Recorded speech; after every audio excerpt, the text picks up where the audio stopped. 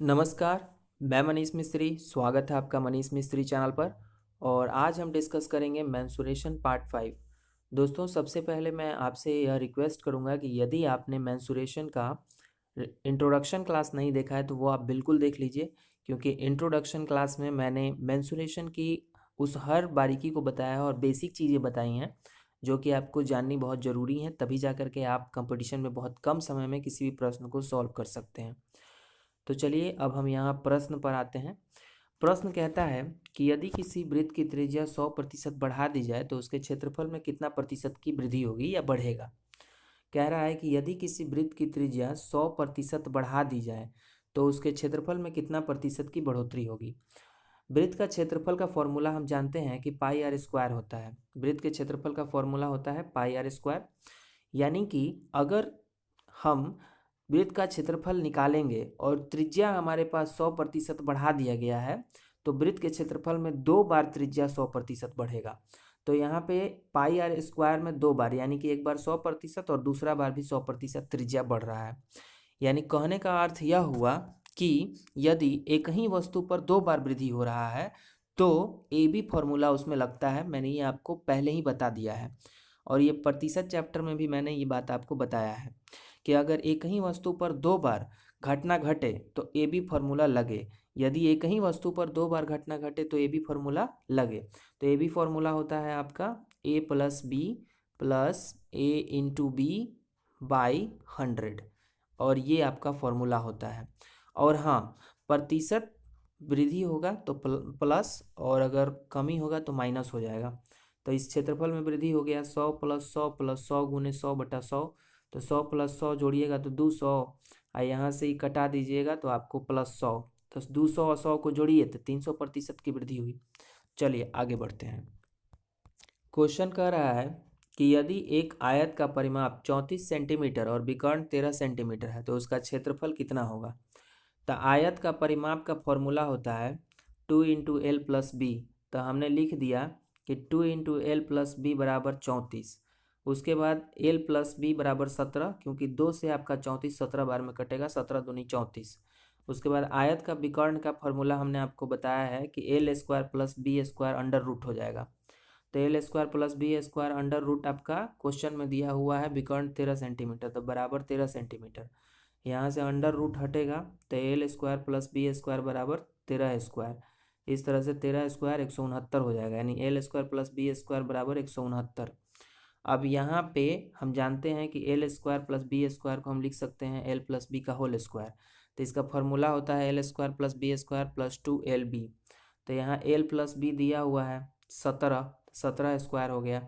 अब L² दिया हुआ है आपको + B² 169, तो 169 लिख दिया + 2LB। अब यहाँ पे 17² हो जाएगा 279, और माइनस 169 हो जाएगा। अगर 169 इधर जाएगा तो माइनस में चला जाएगा, बराबर 2LB। अब इसको घटाइएगा 279 में 169 को, तो आपको आ जाएगा 120, अब बराबर 2LB। तो उसके बाद 120 से 2 से कटा दीजिए तो आपको आ जाएगा 60, यानी 60 दूनी 120। तो L × B बराबर 60 सेंटीमीटर हो गया। चूँकि हम जानते हैं कि लंबाई गुने चौड़ाई आयत का क्षेत्रफल का फॉर्मूला होता है, तो यानी आयत का क्षेत्रफल आपका आ गया 60 सेंटीमीटर स्क्वायर। इसी तरह से अगर आपको शॉर्ट ट्रिक से बनाना है तो ये शॉर्ट ट्रिक से भी आप बना सकते हैं। यहाँ पे हमको पता है कि दिया हुआ है कि यदि एक आयत का परिमाप 34 सेंटीमीटर, तो परिमाप बराबर क्या होता है 2 × L + B बराबर परिमाप। तो यानी कि परिमाप हो गया आपका 2 × L + B बराबर 34। तो यानी कि 2 से आप 34 कटाइएगा तो L + B बराबर 17 होगा। अब इसी तरह विकर्ण दिया हुआ है आपको कि 13 सेंटीमीटर, पूछ रहा है क्षेत्रफल कितना होगा। तो यानी कि L² + B² विकर्ण का फॉर्मूला होता है अंडर रूट L² + B² विकर्ण का फॉर्मूला होता है। इस तरह विकर्ण आपका दिया हुआ है 13। अब हमको ये समझना है कि वह कौन सा हम अंक रखेंगे कि दोनों का योग 17 होगा और दोनों का जो स्क्वायर होगा वो आपको 169 होगा। तो हमने यहाँ L के पास 12 रखा और B के पास 5 रखा, तो दोनों को जोड़िएगा 12 5 17 हो जाएगा, तो यानी कि 17 के बराबर हो गया।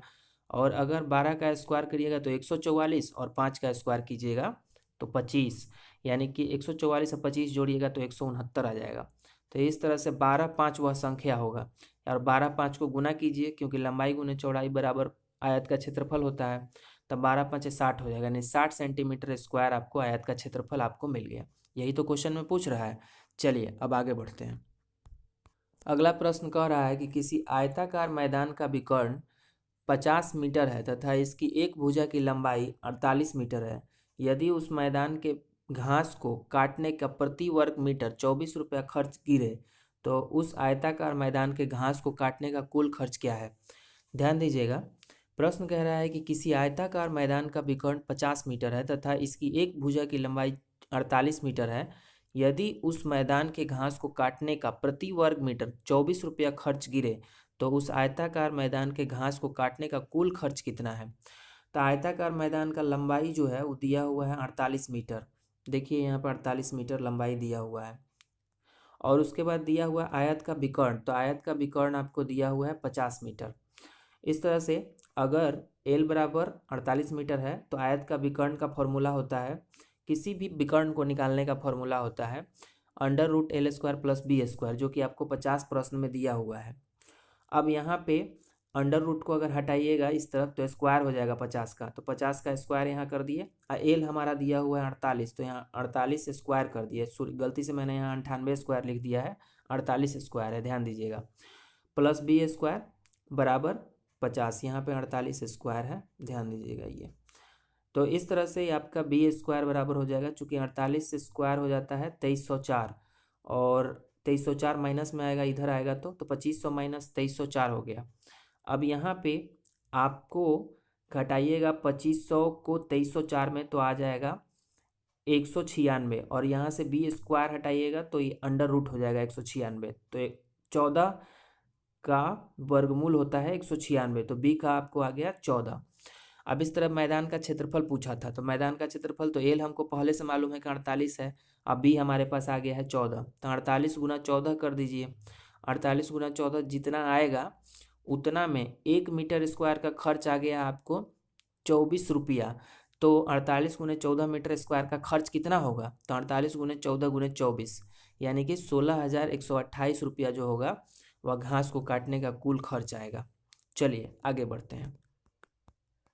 अगला प्रश्न आपका कहता है कि एक व्यक्ति 6 इंच व्यास का 98 चपाती खा लेता है, तो वह 42 इंच व्यास की कितनी चपातियाँ खा लेगा। ध्यान दीजिएगा, कह रहा है कि एक व्यक्ति 6 इंच व्यास का 98 चपातियों को खा लेता है, तो वह 42 इंच व्यास की कितनी चपातियों को खा लेगा। 6 इंच व्यास की 98 चपातियों का क्षेत्रफल अब बराबर 42 इंच व्यास के n चपाती का क्षेत्रफल हम निकालेंगे। तो यानी कि 6 इंच व्यास का 98 चपाती, तो यानी क्षेत्रफल क्या होता है वृत्त का, πr²। तो पाई हो गया, आर का मान आपको हो गया 6/2 का स्क्वायर, यानी 6/2 का स्क्वायर हो गया, यही ना हुआ। अब इसके बाद गुने 98, चूँकि 98 चपाती दिया हुआ है यहाँ पे, तो 98 हो गया। उसके बाद बराबर πr², तो पाई गुने 42/2 का स्क्वायर, यानी यहाँ 42/2 का क्या हो गया, स्क्वायर हो गया, और गुना n हो गया। चूँकि व्यास बराबर होता है त्रिज्या, अगर निकालना हो तो हो जाता है आपको d जो होता है, r जो होता है वह d/2 के बराबर होता है, ये तो आप भी जानते हैं, तो इसीलिए हमने ऐसे ये लिखा है। ठीक है, कोई दिक्कत नहीं। और हम चूँकि हमको n चपाती निकालना है तो गुना n हमने यहाँ कर दिया।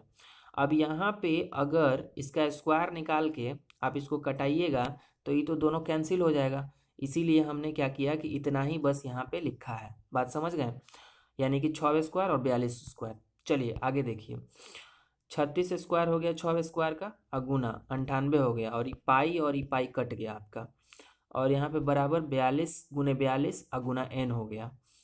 अब यहाँ पे इसको कटा दीजिए, 36 6 का 36 कट गया, और यहाँ पे 7 6 42 कट गया। इसके बाद 14 7 98 और 6 7 42 ही कट गया।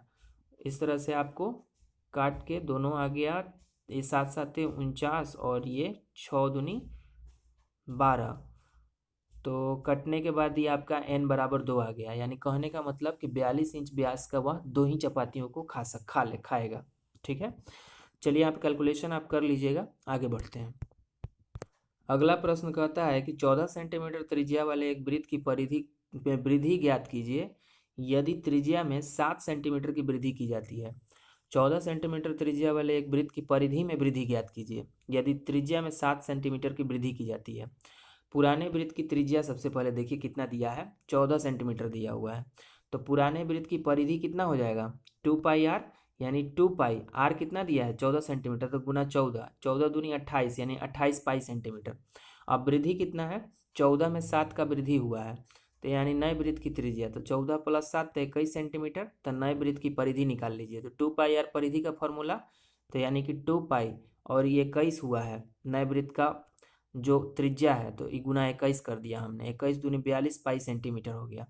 अब कह रहा है कि परिधि में वृद्धि कितना हुआ, तो यहाँ 42 पाई नया में, अब पुराना में 28 पाई, 42 में से 28 घटा दीजिए तो 14 पाई हो गया। तो 14 ही है आगुना, ये आपको पाई का वैल्यू हो जाता है 22/7, 7 से 14 कटा दीजिए तो 7 दूनी 14 यानी 42 दूनी 44, 22 दूनी 44 सॉरी, तो 42 दूनी 44 आपका वृद्धि हुआ। अब आगे देखिए, त्रिज्या में वृद्धि 7 सेंटीमीटर यानी कि 50% की वृद्धि हुई है, तो परिधि में भी 50% की वृद्धि होगी। ठीक है, अगर त्रिज्या में वृद्धि जितना होता है उतना ही वृद्धि परिधि में होता है, ये ध्यान रखिएगा। तो आर गुने 44/7, आर गुने 44/7 यानी कि आपको जो वृद्धि हुआ है टोटल। अब इसके बाद अब 14 गुने 44/7 कर दीजिए, क्योंकि आर आपका जो है वह 14 सेंटीमीटर नया वृत्त का था, तो इसीलिए नया वृत्त का आप यहाँ पे त्रिज्या का रख दीजिए 14 गुने 44/7 बराबर 88, यानी कि आपको उसका आधा करना है, तो यानी 44 वृद्धि हुआ। चलिए आगे बढ़ते हैं। आशा करता हूँ दोस्तों कि आपको सारा क्वेश्चन अच्छे से समझ में आ गया होगा, और यदि आपको किसी भी तरह की समस्या हो किसी प्रश्न में, तो आप मुझे यूट्यूब कमेंट बॉक्स में लिख सकते हैं, मैं उसका जवाब आपको बिल्कुल दूंगा।